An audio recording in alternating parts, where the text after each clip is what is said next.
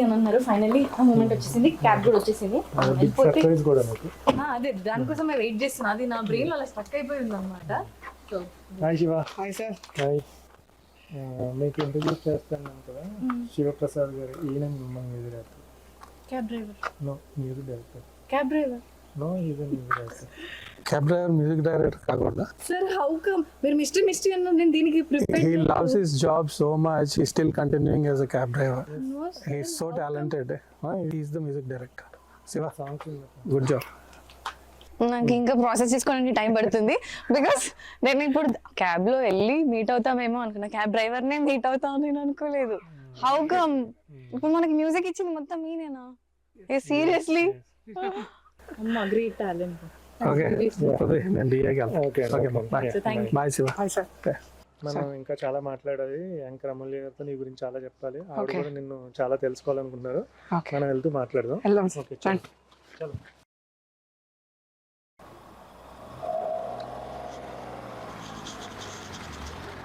ఏంటి యాంకర్ గారు ఏం మాట్లాడట్లేదు? సర్ప్రైజ్ అంటే షాక్ అయినట్టున్నారు కదా?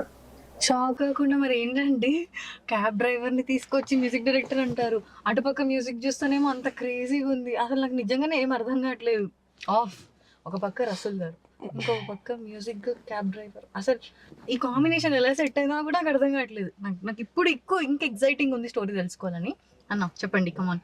నేను వరంగల్లో ఉన్నప్పుడు అక్కడ మామూలుగా బేసిక్స్ నేర్చుకున్నా, ఇన్స్ట్రుమెంట్స్ వోకల్ కూడా నేర్చుకున్నా.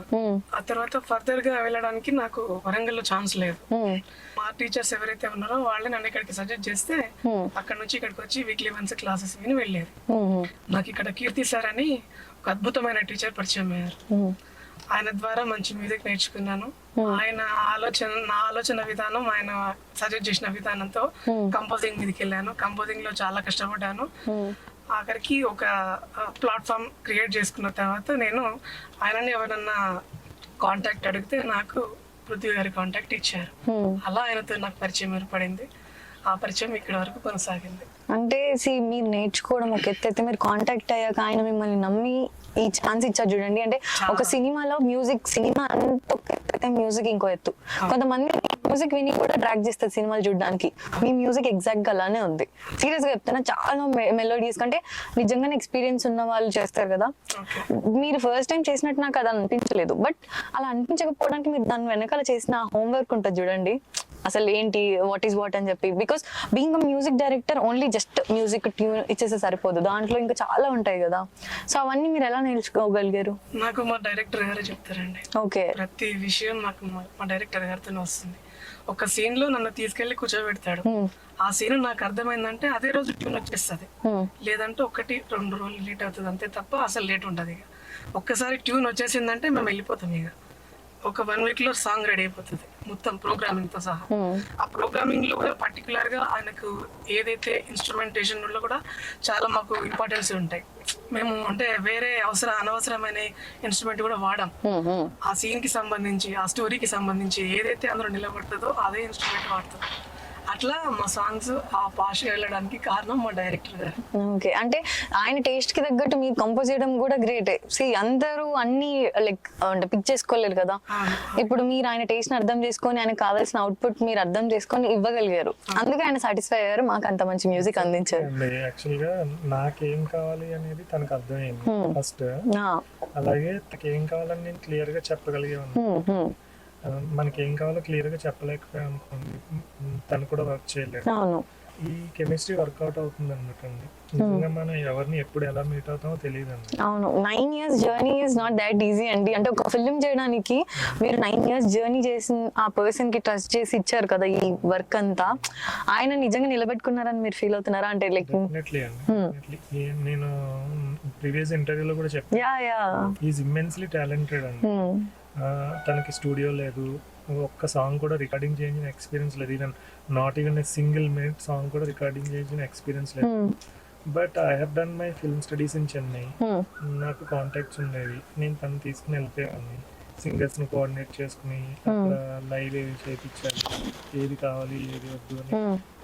వీ ట్రావెల్ లైక్ ఎనీథింగ్ అనమాట. ఇంకా ఒక సాంగ్ ఫినిష్ అవ్వాలంటే అంటే నాకు సినిమా అనే ఒక ఎక్స్ప్రెషన్ ఉంది కదా, అందులో కొన్ని క్రాఫ్ట్స్ ఉంటాయి. ఆ క్రాఫ్ట్స్లో ఉన్న బ్యూటీని పట్టుకోవాలంటే మ్యూజిక్ చాలా మేజర్ రోల్ అని అనిపిస్తుంది నాకు. అవును. సో నాకు ఇటువంటి ఇలా టాలెంట్ ఉన్న పర్సన్ తెలిసినప్పుడు నాకు రిస్క్ చేయడం ఇష్టం అన్నట్టు. అంటే మనకేం కావాలి క్లారిటీ ఉన్నప్పుడు, మనకేం కావాలి ఇచ్చే పర్సన్ ఉన్నప్పుడు, అది బయట చూసినప్పుడు రిస్క్ అనిపిస్తుంది. బట్ నాకు ఒక ఫైనాన్షియల్గా టైం పరంగా ఎన్ని స్ట్రగుల్స్ ఉన్నా నాకు ఒక స్మూత్ సైలింగ్ లాగా అనిపిస్తుంది. సో అలా మీ ఇద్దరం ట్రావెల్ చేసి ఇది చేయడం జరిగింది. అలాగే బ్యాక్గ్రౌండ్ స్కోర్ అప్పుడు కూడా ఈ వర్క్ రియల్లీ యాక్చువల్లీ నేను దాని గురించి అడదాం అనుకుంటున్నాను. సాంగ్స్ అయితే 3 విన్నాం, చాలా బాగున్నాయి. బట్ బీజిఎం కూడా ఒక మూవీకి సాంగ్స్ ఎంత ఇంపార్టెంటో, ఆ సిచ్యువేషన్ కి రైట్ బీజిఎం పడితే అది అంతే క్రేజీ ఉంటది. బికాస్ ఇప్పుడు మూవీ నార్మల్ గా డైలాగ్ చెప్పింది వేరే ఉంటది, దానికి ప్రాపర్ బీజిఎం పడింది వేరే ఉంటది. సో అది ఎలా ఇచ్చారు మాకు తెలియదు. సాంగ్స్ అంటే విన్నాము, బట్ బీజిఎం గురించి మీరు చెప్పాలి, బికాస్ ఫైనల్ అవుట్పుట్ మీరు చూసారు కాబట్టి. యాక్చువల్లీ నేను కథ రాసినప్పటి నుంచి ఎవ్రీ స్టేజ్ లోని నేను ఇంతకుముందు ప్రెస్ మీట్ లో కూడా చెప్పాను. ఫస్ట్ ప్రెస్ మీట్ చాలా మందికి సినిమాని క్రాఫ్ట్ చేసేటప్పుడు ఎవ్రీ స్టేజ్ లోని సినిమా నెక్స్ట్ లెవెల్కి వెళ్తూనే ఉంటుంది అన్నమాట. సినిమా అనేది ఒక కథ, మంచి కథ వచ్చింది, మంచిగా యాక్ట్ చేస్తారు, సినిమా అయిపోయింది అనుకోవడానికి లేదన్నమాట. Till first copy every craft లోనే ఎక్సెల్ అవుతుంటుంది. ఆ పారామీటర్ మీద నాకు అవగాహన ఉందని నాకు క్లారిటీ ఉంటుంది అనమాట. సో బ్యాక్గ్రౌండ్ స్కోర్లో ఏం కావాలి అనేది శివాకి ఎవ్రీ సీన్ నేను ఎక్స్ప్లెయిన్ చేసేవాడిని. ఎలా అయిందంటే అండి, ప్రీ క్లైమాక్స్లో ఒక ఇంపార్టెంట్ సీన్ ఉంటుంది, ఒక 4.5 minutes సీన్ ఉంటుంది. అది ప్రీవియస్ ఆ 4.5 minutes ముందు కదా, ఆ 4.5 minutes తర్వాత కదా ఏంటి అనేది చాలా ఇన్ఫర్మేటివ్ సీన్ అనమాట అండి. దానికి బ్యాక్గ్రౌండ్ స్కోర్ చేయాలంటే ఏంటండి, ప్రీవియస్ కథ అంతా ఏం చెప్పాము, నెక్స్ట్ ఏం చెప్పబోతున్నాము అనేది 2 పార్ట్లు తీసుకుని ఈ కథ ఏం చెప్పబోతున్నాం, 3 stages అంటే ఎక్స్ప్రెషన్ ఏదైతే ఉందో దానికి ఆ 3 stagesగా తీసుకుని నాకు మొత్తం కథలో ఉన్న ఎమోషన్ అనేది ఈ సినిమా కావాలి అని చెప్పినప్పుడు ఆ 3 variations ని తను అర్థం చేసుకుని చేయగలిగాడు. ఈవెన్ ఒక కామెడీ సీన్ తీసుకోండి, ఒక సాదా సీదా ఒక ఇన్ఫర్మేటివ్ సీన్ తీసుకోండి, హైలీ ఎమోషనల్ సీన్ అవ్వచ్చు, లేదంటే వాయిస్ ఎవరితోనే చెప్పేది అవ్వచ్చు. మీరు టీజర్ చూస్తే అర్థమవుతుంది మీకు. ప్రతిదానికి అంటే ఈ సినిమాకి తిను మ్యూజిక్ చేయలేడు అని అనిపించదు మీకు అసలు సినిమా చూస్తే. సో తనకి అంత క్లారిటీ ఉంటుంది అనమాట. శివ గారు, స్కై మూవీ కోసం ఇప్పుడు మనం స్కై మూవీ చేస్తున్నాం, దీనికి మ్యూజిక్ మీరు ఇవ్వాలి అని మీకు కన్ఫర్మేషన్ వచ్చాక ఫస్ట్ మీ ఫీలింగ్ ఏంటి? అంటే నేను ఆయనతోనే 9 years గా జర్నీ, ఆ తర్వాత పలానా సినిమా చేస్తున్నామని ఇట్ హ్యాపెన్స్ అన్నప్పుడు చాలా సంతోషం. ఆ తర్వాత నా వర్క్ ఏదో స్టార్ట్ అయింది, సాంగ్స్ అయిపోయిన తర్వాత చాలా హ్యాపీగా ఫీల్ అయిపోయాను. ఫైనల్ అవుట్పుట్ వచ్చేసింది, ఆ సాంగ్స్ చూసుకున్నాం, మంచి సింగర్స్ తో పాడించినాం, చెన్నై వెళ్ళి వర్క్ చేసినాం. ఇక్కడికి వచ్చిన తర్వాత మూవీ షూట్ స్టార్ట్ అయింది. బ్యాక్గ్రౌండ్ స్కోర్ విషయంలో కొంచెం నేను భయపడ్డాను, చేయలేమో, అంత ఫస్ట్ టైం కదా నేను, రాదేమో అనుకొని భయపడ్డాను. కానీ మా డైరెక్టర్ నాకు ఫుల్ సపోర్ట్. ఆయన నన్ను ఇన్స్పైర్ చేసి ఒకటి చెప్పాడు, సినిమా బ్యాక్గ్రౌండ్ స్కోర్ చేయాలంటే మన సినిమాకి శివ సినిమా పెట్టి చూడు, దానికి ఇళయరాజా రిఫరెన్స్ నీకు ఇచ్చేది, ఇట్లా మళ్ళీ మ్యూజిక్ తో ఒకసారి చూడు, దాన్నే నువ్వు ఫాలో అయిపో అని చెప్పేసి. ఎగ్జాక్ట్లీ నేను సినిమా 2-3 సార్లు చూసిన. ఆ తర్వాత నాగార్జున సినిమాకి ఒకటి చూసిన, ఇళయరాజా సార్ మ్యూజికే. ఇవి చూసి కామెడీ సీన్స్ కి ఎలాంటి మ్యూజిక్ కావాలి, ఎమోషనల్ సీన్స్ కి ఎలాంటి మ్యూజిక్ కావాలి, సాంగ్స్ ని బేస్ చేసుకొని ఆ సాంగ్ ఆ ఎండింగ్ తర్వాత మళ్ళీ మనం అందులో క్రాఫ్ట్ లో తీసుకెళ్తాం కదా, దానికి ఎట్లా మనం చేయాలి, ఇవన్నీ నేను నేర్చుకున్నాను. కొన్ని మా డైరెక్టర్ గారు చెప్పారు, దాంతో పాటు మొత్తం బ్యాక్గ్రౌండ్ స్కోర్ సంతోషంగా పూర్తి చేసేసాం. సో స్కై మూవీ త్రూ మీరు ఫుల్ గా అంటే మ్యూజిక్ నాలెడ్జ్ తెచ్చుకొని ఇప్పుడు నెక్స్ట్ ఫర్దర్ గా ఇంకా బ్యాక్ టు బ్యాక్ మూవీస్ వస్తే చేయడానికి రెడీగా ఉన్నారు. అయితే ఆ కాన్ఫిడెన్స్ మీకు పృథ్వీ గారు ఇచ్చేసారు. సో మేము కూడా విన్నాం, చాలా బ్యూటిఫుల్ గా ఉన్నాయి స్కై మూవీలో సాంగ్స్. ఇప్పుడు 3 రిలీజ్ చేశారు కదా, చాలా చాలా బ్యూటిఫుల్ గా మెలోడీస్ గా. మీకు అంటే చేస్తున్న ప్రాసెస్ లో అబ్బాయి ఇది చాలా కష్టంగా ఉంది, టిపికల్ గా ఉంది, నాకు రాదేమో అంటే పాటలు చేస్తున్న ప్రాసెస్ లో మీరేమైనా భయపడి ఆర్ ఎల్స్ వేరే కైండ్ ఆఫ్ అప్రోచ్ అయితే బాగుండు అన్నట్లు ఏమైనా అనిపించిందా మీకు? నేను అసలు వేరే వాళ్ళకి ఇవన్నీ నాకు అసలు నాకు ఇష్టం లేదు. మా డైరెక్టర్ గారికి ఏదైనా నేను నేర్చుకొని చేయాలి అని ఫిక్స్ అయ్యారు. చేయాలనిపించేది, ఆయన కూడా నువ్వే చేయాలనిపించేది. ఇంకొకటి ఏంటంటే మేము దాన్ని పాలిష్ చేసే ప్రాసెస్ లో కొన్నిసార్లు లేట్ అయ్యేది అనమాట. ఒక టీన్ ను హైలైట్ చేయాలంటే అక్కడ ఏదో తక్కువ అయిందని మాకు అనిపించింది అనుకోండి, అక్కడ కొంచెం టైం తీసుకుంటాం. టైం తీసుకొని అది ఫుల్ఫిల్ చేయడానికి మేము ఒక్కొక్కసారి జర్నీలు చేస్తాం, ఎక్కడికో వెళ్ళి మాట్లాడుకుంటూ వెళ్ళి టీ తాగుతాం. అట్లా మాకు కొంచెం ఫ్రెండ్స్ అట్లా ఉంటుంది అనమాట. ఆల్మోస్ట్ మొత్తం రీచ్ అయిపోయి దాన్ని మళ్ళీ ఫుల్ఫిల్ చేసేసి మంచి ట్యూన్ బయటకు వచ్చేటట్టు చేసేసుకుంటాం. నాకు అట్లా చాలాసార్లు అనిపించింది, అది చేసేసాం కూడా వర్క్ అలా. మీ పాటలు రిలీజ్ అయ్యాక ఈ స్కై మూవీలో సో మీరు అంటే అవి చూస్తున్నప్పుడు అవి వింటున్నప్పుడు మీకు ఎలా అనిపించింది? అంటే ఇప్పుడు మీరు మీ ఫ్యామిలీ మెంబర్స్ చూసుంటారు కదా, సో వాళ్ళ సైడ్ నుంచి ఫీడ్బ్యాక్ ఏమొచ్చింది? బాగుందని చెప్తారు మేడం. మీరు సాటిస్ఫై అయ్యారా పర్సనల్ గా? అంటే సాటిస్ఫై అయ్యాను. ఫస్ట్ నాకు ఆయన ఆనందం చూసి నేను సాటిస్ఫై.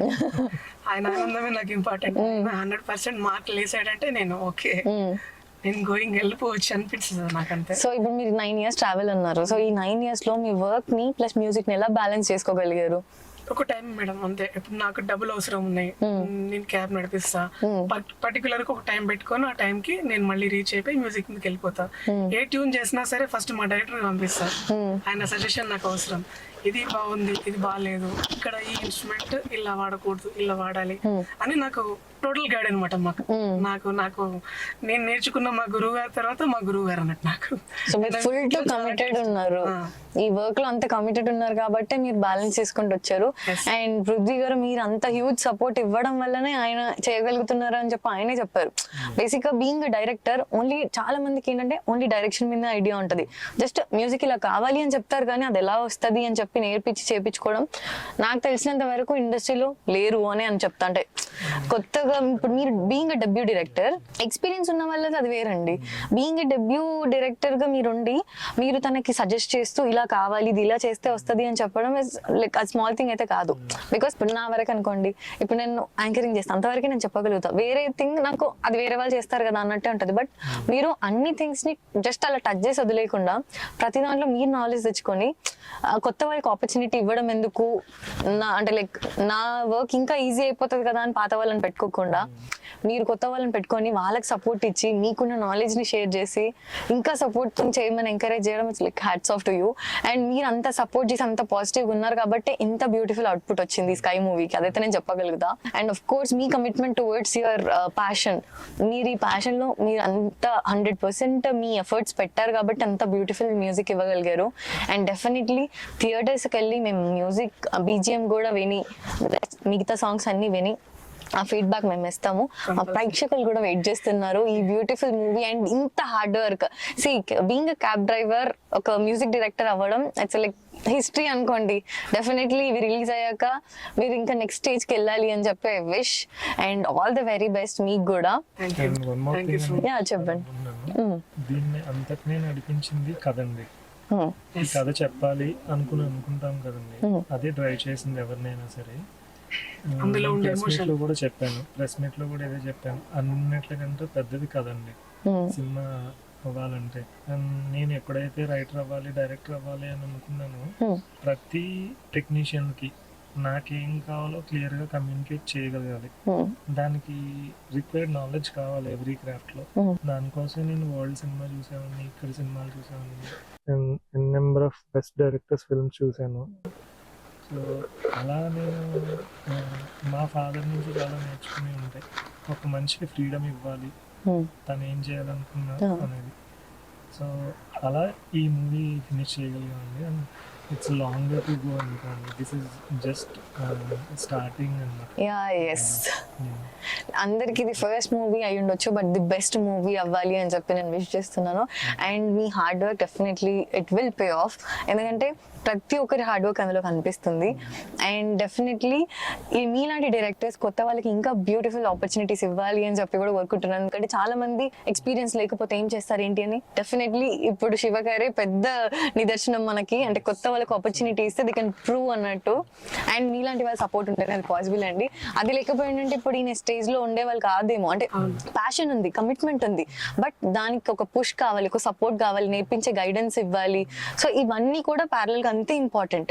సో అది రైట్ టైం రైట్ ప్లేస్ లో మీరు ఇద్దరు ఉన్నారు కాబట్టి అది పాసిబుల్ అయింది, అదైతే నేను చెప్పగలుగుతా. So hats off to you both and hearty congratulations. December 12th Sky movie release అవుతుంది. డెఫినెట్లీ మేమందరం వెళ్ళి థియేటర్స్ లో చూస్తాము. And wishing you very very good luck. Thank you so much. Thank you so much. Nice meeting you.